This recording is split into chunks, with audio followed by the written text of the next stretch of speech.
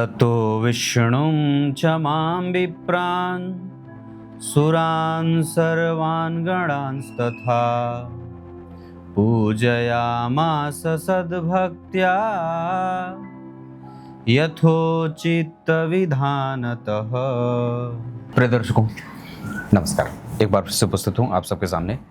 आज के इस महत्वपूर्ण ज्योतिषीय कार्यक्रम में आपसे चर्चा करूंगा जन्म कुंडली में चंद्रमा विशेषतया अगर छठे, आठवें और 12वें भाव में बैठे हों। ये बात सर्वविदित है, ज्योतिष के जानकार ये बात जानते हैं कि चंद्रमा और सूर्य को छठे, आठवें और 12वें का दोष नहीं लगता बैठने का। पर ये बात, इसी विषय का आज परीक्षण होने वाला है। कब उन्हें दोष नहीं लगता और कब उन्हें सबसे ज़्यादा दोष लगता है, और इतना ज़्यादा दोष लगने लगता है कि वो व्यक्ति के मृत्यु तक के कारक बन जाते हैं, है ना। इस विषय पर ही आज की बात होगी। मृत्यु का अर्थ समझना ये होगा कि मर जाना नहीं। मृत्यु का अर्थ मर जाना ही नहीं होता। एक दूसरे सिद्धांत के तहत देखें, दूसरे हिसाब से देखें, दूसरे एंगल से देखते हैं तो जितनी देर आप, मुझे ऐसा लगता है, जितनी देर आप भविष्य की चिंता में अपने आप को भुलाए जाते हैं, जिस पे आपका कोई अधिकार नहीं है, वो मृत्यु ही है। बेवजह चिंतित होना, जितने पल, जितने सेकंड, पल विपल, जितने घंटे, जितने महीने आपने चिंताओं में अपने जीवन का बिताया है, आप जी नहीं रहे, मर ही रहे थे। तो जीवन क्या है? सवाल ये उठता है। हम तो श्वास ले रहे थे, हमारे शरीर में सारे अंग काम कर रहे थे, हम सारे काम कर रहे थे।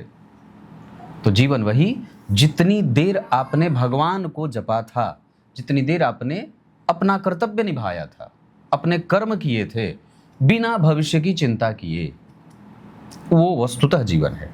चिंतन करना ही जीवन है, चिंता करना ही मृत्यु है। अब चंद्रमा को अगर जीवन से जोड़ा गया कि अगर चंद्रमा जन्म कुंडली के छठे, आठवें और 12वें भाव में रहें और कुछ ऐसी परिस्थिति बनी तो व्यक्ति मृत्यु को प्राप्त करेगा, तो मृत्यु को प्राप्त करने का अर्थ सिर्फ मरणशैया पे लेटना नहीं, वरन आपके वास्तविक ऊर्जा से आपका मेल नहीं होना, आप अपने आप को पहचान नहीं पाए और बेवजह बेवजह बेवजह की चिंता कर रहे हैं, वो भी मृत्यु ही है।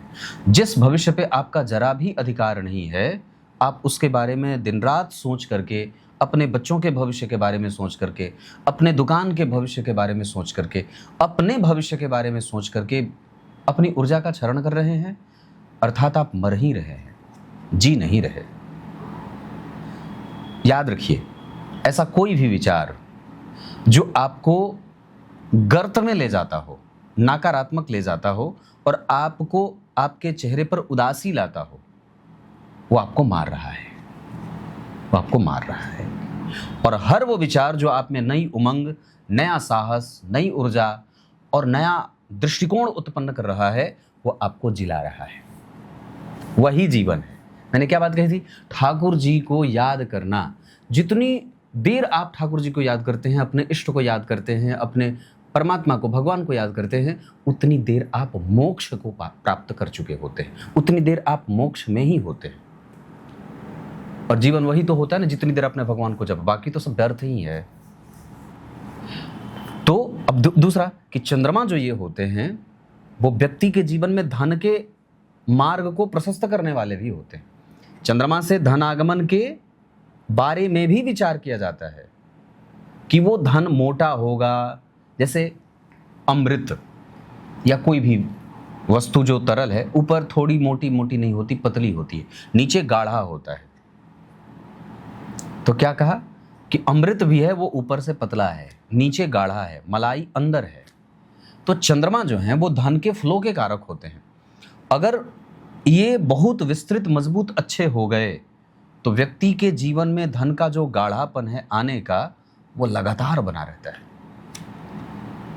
और अगर चंद्रमा कमजोर हैं, दूषित हैं, पापी हैं, पाप प्रभावों में हैं, तो आपके जीवन में जो धन आना है, जो मन का जो बुद्धि का, जो चित्त का जो स्थिरता है वो पतला पतला है, वो बहुत ज़्यादा गाढ़ा नहीं है, वो शांत नहीं है, उसमें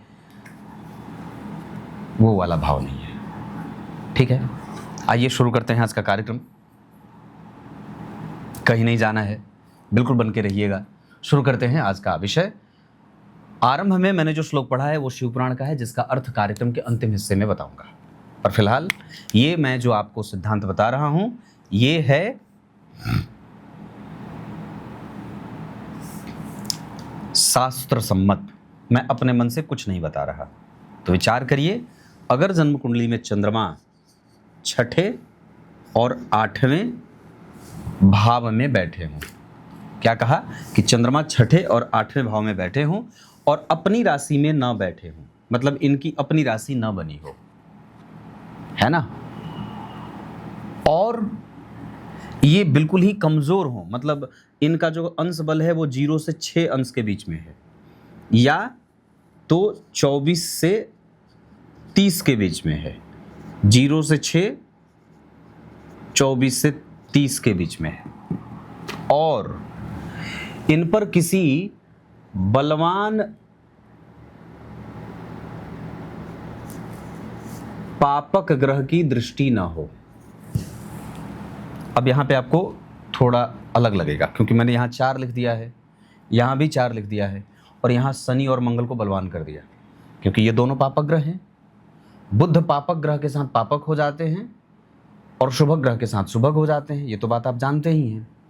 पर क्या कहा कि अगर चंद्रमा अपनी राशि के ना बैठे हो, अपनी राशि उनकी ना बनी हो, और उनका अंश बल 0 से 6 अंश का हो, 24 से 30 अंश के बीच का हो, 24 से 30 अंश के बीच का हो, और मजबूत पापक ग्रह उनको ना देखते हो या देख रहे हो, मजबूत पापक ग्रह उनको देख लिया, तो ये जो चंद्रमा होंगे ना, ये व्यक्ति को निरंतर मारते रहते हैं। मारेंगे कैसे? मारेंगे आपको गृह क्लेश से। अब घर में कलह का वातावरण है तो मर ही तो रहे हैं, जी कहाँ रहे हैं। उसके बाद गृह क्लेश में अलग मतभेद आपका भी आपके साथ होता रहेगा, मतलब आपके विचार सदैव आपको मार रहे हैं। आपका अपने से भी झगड़ा है, अपने से झगड़ा मतलब निर्णय ना ले पाना, सही और गलत का फर्क ना समझ पाना, अच्छे और बुरे लोगों की मैत्री को समझ ना पाना, मित्र को शत्रु, शत्रु को मित्र बना लेना, व्यय कहाँ करना है कहाँ नहीं करना है ये ना समझ पाना। तो आप अपने से लड़ रहे हैं, इसमें तो किसी दूसरे का कोई अधिकार है नहीं, आप खुद से लड़ रहे हैं। अगर आप किसी निर्णय पे पहुंच रहे हैं मतलब आप अपने से लड़ नहीं रहे, आपकी ऊर्जा बच रही है। लेकिन अगर आप इन तमाम प्रकार के उलझन में भरे पड़े हैं तो आप मतभेद में हैं। तो ये चंद्रमा ऐसे भी मारते हैं। मतभेद में अगर कोई व्यक्ति है तो वो भी मर ही रहा है। ये कार्यक्रम तो मृत्यु को भी समझा देगा, मुझे ऐसा लगता है। तो क्या कहा, गृह क्लेश है तो सुख की कमजोरी। घर में अगर सभी मतभेद से मुक्त हैं, किसी से किसी का कोई वैर नहीं है, तो गृह क्लेश नहीं है, और गृह क्लेश नहीं है तो आप जी रहे हैं। और अगर मतभेद आपका आपके से नहीं है तो आप फिर से वापस बहुत बढ़िया जी रहे हैं। लेकिन अगर ये दोनों है, ऊपर से क्या कहा कि अगर ये चंद्रमा ऐसे हों, मतलब कमजोर हों, खराब हों, तो व्यक्ति को धन की चिंता सदैव समाये परेशान करती रहती है, और व्यर्थ की धन की चिंता होगी। आज तो कमा लिया, कल पता नहीं दुकान पे ग्राहक आएंगे कि नहीं आएंगे। उदाहरण, आज तो पता नहीं। और मैं एक बात बताऊं, आप लोगों को बड़ी गहरी बात बताता हूं, ध्यान से समझिए। मैं अपनी बात बताता हूं। मेरी कुंडली में चंद्रमा यहां बैठे 6 नंबर में यहां, और शनि यहां बैठे हैं, और राहु जो है वो बैठे हैं यहां। धनु लग्न की कुंडली है, और मैं रोज यही सोचता हूं कि आज तो 10 कुंडली देख लिया, आज तो 12 कुंडली देख लिया, आज तो 15 कुंडली देख लिया, पता नहीं कल एक भी कुंडली आएगी कि नहीं आएगी। और मैं ये प्रैक्टिकल बता रहा हूँ, सच्ची बात है। रोज सोचता हूँ, जब पूजा करने के बाद पूजा समाप्त होती है, संध्या काल समाप्त होता है, पूजा संध्या करते तो आज पता नहीं कुंडली है कि नहीं है। और मुझे पता है कि है, पर फिर भी ये डर है। क्यों डर है? क्योंकि मैं खुद ही चंद्रमा से पीड़ित हूँ, मेरा खुद ही चंद्रमा पीड़ित है। ये तो मैं थोड़ा थोड़ा इस वजह से बचा हुआ हूँ क्योंकि मेरे चंद्रमा कृष्ण पक्ष के अष्टमी नवमी के हैं, और ऊपर से दिन के हैं, तो दिन के हैं, इस वजह से बच गया। तो अब यहाँ पे सिद्धांत क्या क्या लिखते हैं कि अगर चंद्रमा ऐसे हों जो बिल्कुल ही दूषित हो, मतलब अपनी राशि के, जो मैंने पीछे बात बताई है। लेकिन अगर वो कृष्ण पक्ष के हैं और दिन के हैं, तब ये चंद्रमा आपको नहीं मारेंगे, थोड़ा मारेंगे, जैसे मुझे थोड़ा मारते हैं। मतलब मुझे चिंता देते हैं, मैं भी मर रहा हूं, लेकिन मुझे बचा भी रहे हैं, क्योंकि मेरा जन्म दिन में हो गया 8 बजे का। और क्या कहा कि अगर चंद्रमा शुक्ल पक्ष के हों और रात्रि के हों, तो भी व्यक्ति को बचा लेते हैं, तो भी व्यक्ति नित्य प्रति मरता नहीं है, वो नित्य प्रति जीवित रहता है, उसके अंदर ऊर्जा है, साहस है, संचार है, अच्छा है वो। तो भगवान, अगर जन्म कुंडली में ऐसे चंद्रमा हो जो छठे में अपनी राशि, अब बलवान कब होंगे? तो बलवान होंगे अपनी राशि के बैठे हों, कोई दिक्कत नहीं है। और बलवान है क्या कि वो बिल्कुल ही युवावस्था में बैठे हों, 12, 13, 14, 15, 16, 17, 18 अंश के हों, अपनी राशि में बैठ गए, युवावस्था में बैठ गए, वो गुरु से केंद्र में आ गए, मतलब चंद्रमा यहाँ बैठे तो गुरु यहाँ बैठ गए, या यहाँ गुरु बैठ के केंद्र में आ गए, या उन पर गुरु की दृष्टि आ गई, है ना। तो ऐसे जो चंद्रमा होते हैं वो व्यक्ति को मरने नहीं देते, उसको हमेशा उसमें जीवन देते रहते हैं। झरने को जीवन कहां से मिलता है? गंगा जी को जीवन कहां से मिल रहा है? जहां से वो निकलती है, नित्य वहां से जल निकल रहा है। गंगोत्री के जहां से गंगा जी निकल रही है, वहां से नित्य जल निकल रहा है। ग्लेशियर लगातार पिघल रहे हैं, पिघलना बंद हो तो गंगा जी का जीवन समाप्त हो जाए। वैसे ही हमारा जो जीवन होता है वो कब आगे बढ़ता है, कब उठ बैठता है, जब इसमें कुछ न कुछ आशा है, विश्वास है, प्रेरणा किसी से ले रहा है, किसी से सीख रहा है, दुनिया को देख करके कुछ सीख रहा है, तब वो जीवन लगातार आगे बढ़ता रहता है। ऐसे ही आप आगे बढ़ते हैं, दूसरों को देख के, दूसरों से सीख के, दूसरों को सुन के, दूसरों को समझ के। और कई बार आप इतने ज़्यादा मजबूत हो जाते हैं कि आपको दूसरों से सुनना, सीखना और समझना नहीं पड़ता, आप खुद से ही सारा कुछ कर लेते हैं। सेल्फ मोटिवेटेड जिसको आप लोग बोलते हैं, ठीक है। तो ऐसे अगर चंद्रमा आपकी कुंडली में है, अब एक सिद्धांत और कहता है, उसको मैं यहां से ऐसे समझा देता हूं, कहां गया, ऐसे समझा देता हूं। एक सिद्धांत जो अगर चंद्रमा, मैंने इस पे कार्यक्रम बनाया है पहले, कि अगर आपकी कुंडली के चंद्रमा के ऊपर बहुत सारे ग्रहों की दृष्टि हो गई, बहुत सारे ग्रह, मतलब यहां से शनि देख लिए, यहां से राहु देख लिए, उसके बाद यहां से गुरु देख लिए, या गुरु यहीं से देख लिए, उसके बाद बुध भी यहीं बैठ गए, शुक्र भी यहीं बैठ गए, सूर्य भी यहीं बैठ गए, तो क्या हुआ, लगभग सभी ग्रहों ने चंद्रमा को देख लिया। या नहीं तो कम से कम सूर्य की दृष्टि हो गई, गुरु की दृष्टि हो गई, शनि राहु की दृष्टि हो गई, बुध नहीं देखे, शुक्र नहीं देखे, मान लीजिए बुध शुक्र यहाँ बैठ गए, बुध और शुक्र यहाँ आ गए, तो क्या हुआ, आपके चंद्रमा को शनि ने देख लिया 10वीं दृष्टि से, राहु ने देख लिया 9वीं दृष्टि से, सूर्य और गुरु ने 7वीं दृष्टि से देख लिया। इसके पीछे के आचार्य क्या लिखते हैं कि चंद्रमा पर जितना ज़्यादा ग्रहों का प्रभाव होगा, उतने ज़्यादा आपके चंद्रमा आपके जीवन में जीवन जोड़ने का काम करेंगे। धन, मन, बुद्धि, स्वास्थ्य, दिनचर्या, बेहतर मानसिक स्थिति।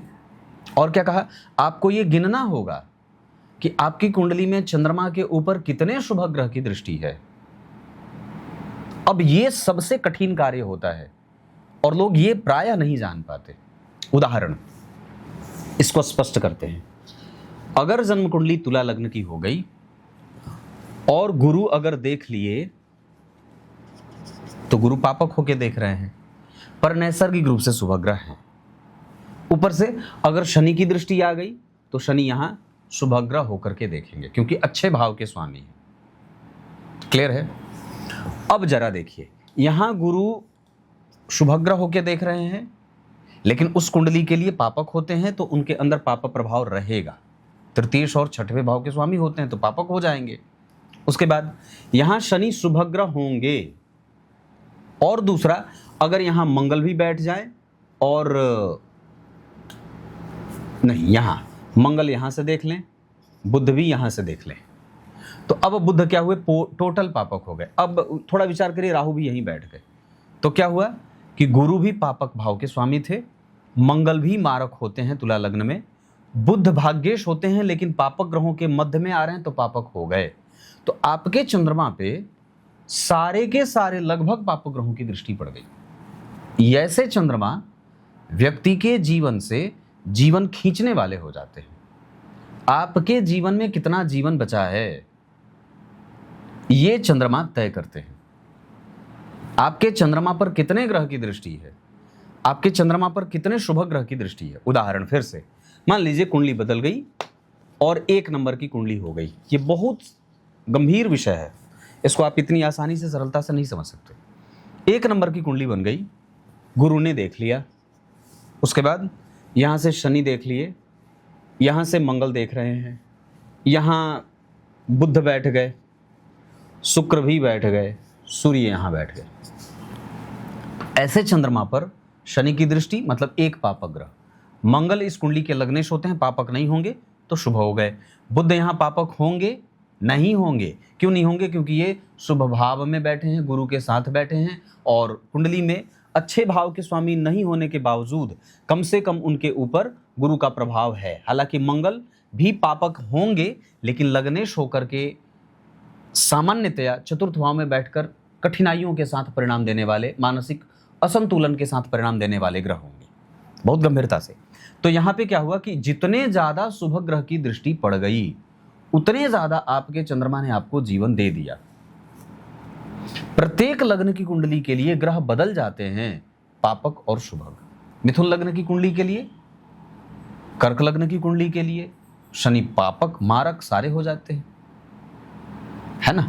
इस वजह से ये बात समझनी होगी कि आपके चंद्रमा पर कितने शुभ ग्रह और कितने पापक ग्रह की दृष्टि जा रही है। अधिक से अधिक शुभ ग्रह की दृष्टि चंद्रमा को बलवान बनाती है, सबसे कम पापक ग्रह की दृष्टि चंद्रमा को बलवान बनाती है। अधिक से अधिक पापक ग्रह की दृष्टि और कम से कम शुभ ग्रह की दृष्टि चंद्रमा को कमजोर बनाती है। और चंद्रमा ही जीवन है। क्या कहा? आश्रित्य चंद्रस्य बला बलानी ग्रहा प्रयक्षंत शुभाशुभानी। सभी ग्रहों का बल चंद्रमा पर आश्रित होता है। सभी ग्रह फल देने से पहले चंद्रमा का मुंह ताकते हैं, क्योंकि चंद्रमा वर्तमान है। वर्तमान सुरक्षित तो भविष्य सुरक्षित है, अन्यथा बातें गड़बड़ जा रही हैं। क्लियर है? अब आइए, कार्यक्रम के आरंभ में मैंने जो श्लोक पढ़ा है वो शिव पुराण का था, जिसका अर्थ बता दूं। सभी देवता भगवान शिव के साथ दक्ष प्रजापति के महल के दरवाजे पे आ गए। दक्ष प्रजापति ने सबका विशेष स्वागत किया, सत्कार किया, आदर किया और सबको अपने घर के आंगन में लेके आए। अब विवाह होगा भोलेनाथ का। तब तक के लिए बहुत बहुत नमस्कार।